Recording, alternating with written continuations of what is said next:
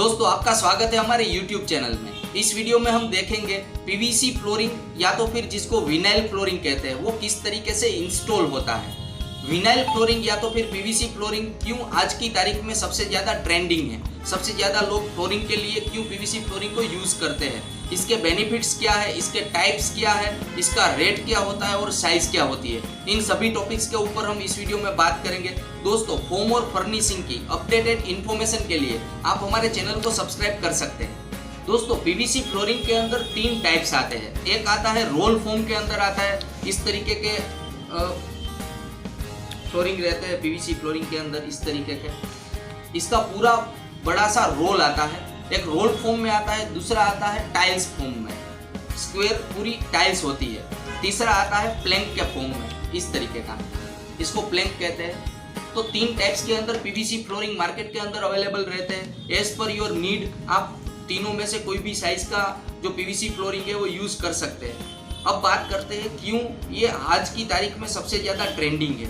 इसका एक ही रीज़न है कि ये जो है वो इजी मेंटेनेंस वाला प्रोडक्ट है। आप इजीली इसको मेंटेन कर सकते हो फ्लोर के ऊपर लगाने के बाद। इसके ऊपर वेदर का इतना इफेक्ट नहीं रहता, और अगर मॉइस्चर वाली कोई सरफेस है या तो फिर वाटर जहाँ पे गिरता है इस तरीके की सरफेस है वहाँ पे भी आप यूज़ कर सकते हो। वाटर रेजिस्टेंट प्रोडक्ट होता है।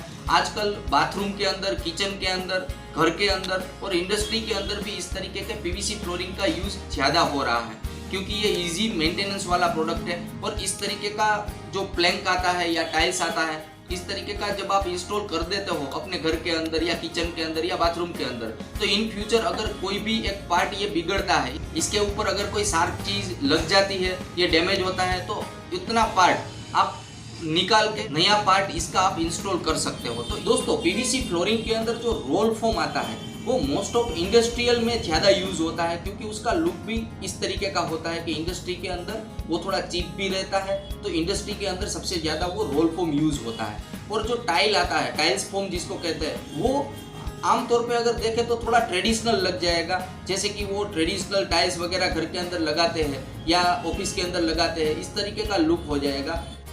दोस्तों प्लैंक फोम है वो मार्केट में सबसे ज़्यादा चलता है आजकल। उसका एक ही रीज़न है कि उसको इंस्टॉल करने के बाद जो लुक होता है वो टाइल्स और रोल की कंपैरिजन में उसका लुक बहुत ही बेटर लगता है। वो हम प्रैक्टिकल भी इस वीडियो में देखेंगे। अभी जो इंस्टॉल कर रहे हैं वो प्लैंक फोम ही हम इंस्टॉल करके आपको दिखाएंगे कि उसका अल्टीमेटली लुक कैसा लगता है। क्योंकि अगर वुडन फ्लोरिंग आप करते हो तो उसका जिस तरीके का लुक लगता है उस तरीके का लुक इसके अंदर प्लैंक फोम के अंदर आपको सेम लुक मिलता है। तो आइए दोस्तों देखते हैं किस तरीके से ये इंस्टॉल होता है।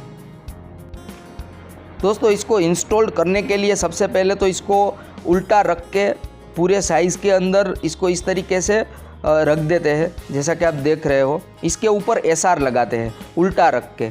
एसआर जो इसके अंदर यूज़ होता है वो आप कोई भी एसआर यूज़ कर सकते हो। अगर आप ब्रांडेड एसआर में जाना चाहते हैं तो फेविकोल का जो एसआर आता है वो आप यूज़ कर सकते हो। बाकी कोई भी कंपनी का एसआर आप इसके अंदर यूज़ कर सकते हो। तो इस तरीके से उल्टा पूरा जो प्लैंक होता है उसको उल्टा रख के इसके ऊपर इस तरीके से एसआर को लगा देना है।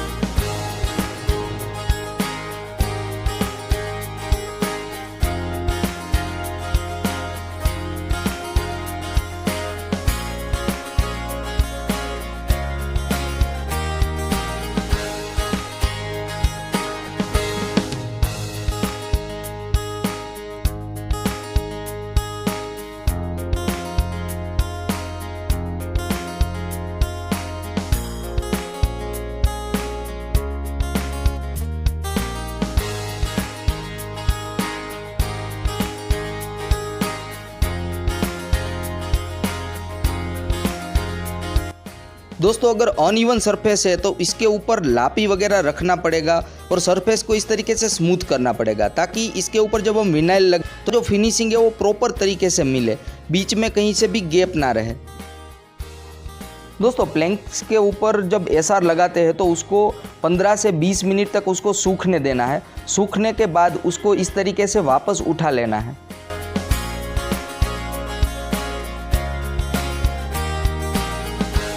दोस्तों विनाइल फ्लोरिंग के अंदर अलग अलग टाइप्स के शेड वगैरह आते हैं। इसके अंदर इस तरीके के शेड भी आते हैं कि फॉर एग्जांपल अगर इतनी सारी जो भी सीटें इसके अंदर रखी है तो एक दूसरे के साथ उसको मैच करनी पड़ती है। और एक इस तरीके के प्लैंक्स भी आते हैं कि जिसको एक दूसरे के साथ मैच करने की रिक्वायरमेंट नहीं पड़ती है।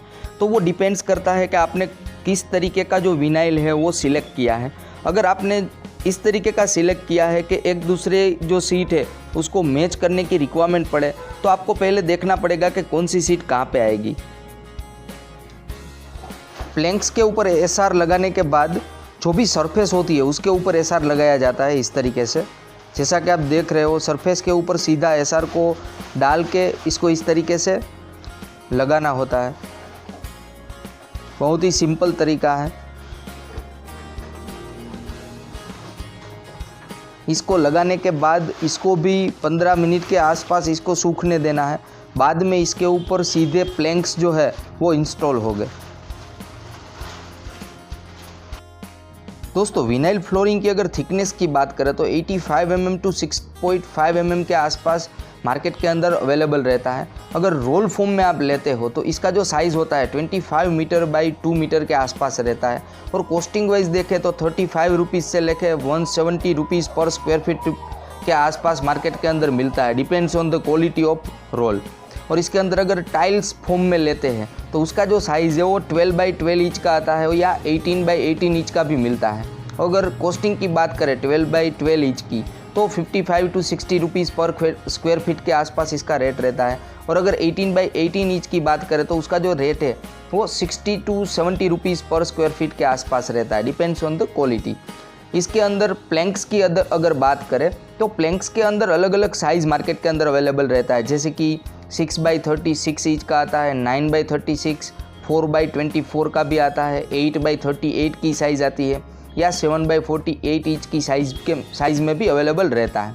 अगर इसके कॉस्टिंग की बात करें तो 65 टू 150 रुपीज़ पर स्क्वायर फीट रुपीज़ के आसपास इसका रेटिंग रहता है। तो डिपेंड्स करता है इसकी क्वालिटी के ऊपर कि आप किस तरीके की क्वालिटी और कितनी थिकनेस के अंदर लेते हो। दोस्तों, फ्लोरिंग के ऊपर एसआर लगा दिया था और बाद में प्लैंक्स के ऊपर भी एसआर लगा दिया था, दोनों सूख गया है। अब इसको इंस्टॉल करते हैं फ्लोरिंग को। बहुत ही सिंपल तरीका है इसको इंस्टॉल करने का, जैसा कि आप देख रहे हो। दोस्तों, मार्केट के अंदर वुडन फ्लोरिंग भी बहुत ज़्यादा यूज़ होता है, मगर उसकी कंपैरिजन में अगर देखें तो ये जो पीवीसी और विनाइल है वो वाटरप्रूफ रहता है। तो इसके ऊपर अगर पानी वगैरह गिर जाता है तो इसका जो लाइफ है वो डिक्रीज़ नहीं होता है। अगर कंपेयर करें वुडन के साथ, वुडन फ्लोरिंग के ऊपर अगर पानी वगैरह गिर जाता है तो वो चांसेस है कि वो डैमेज हो जाए। यही रीज़न है कि आजकल जो पीवीसी या विनाइल फ्लोरिंग जिसको कहते हैं वो ज़्यादा यूज़ होता है मार्केट के अंदर। दोस्तों, अगर विनाइल फ्लोरिंग की लाइफ की बात करें तो ऑलमोस्ट अगर इंडस्ट्री में इसका यूज़ करते हैं तो ऑलमोस्ट इसका जो लाइफ है वो 5 टू 8 ईयर्स के आसपास रहता है। अगर घर में, वॉशरूम में, वहाँ पे यूज़ करते हैं तो इसका लाइफ है ऑलमोस्ट 10 ईयर्स के आसपास तो कम से कम रहता ही रहता है। दोस्तों, अगर बात करें लेबर की तो पीवीसी और विनाइल को इंस्टॉल करने के लिए जो लेबर लगता है वो डिपेंड्स होता है लेबर की जो भी स्किल है उसके ऊपर। मगर अगर अप्रोक्स कॉस्टिंग की बात करें तो आजकल इसका जो रेट है वो 10 रुपीज़ से लेके 18 या 20 रुपीज़ तक पर स्क्वायर फुट चलता है मार्केट के अंदर। पर वो डिपेंड करेगा कि किस तरीके का वर्कर है, उसकी स्किल के ऊपर डिपेंड करेगा।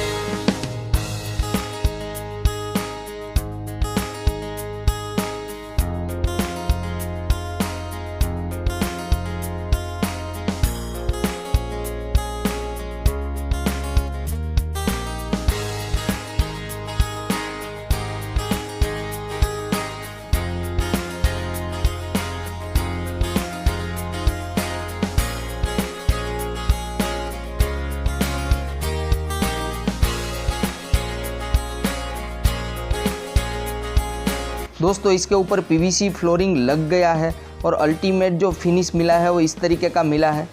लुक में बहुत ही अट्रैक्टिव लगता है, शाइनिंग वाला भी लग रहा है।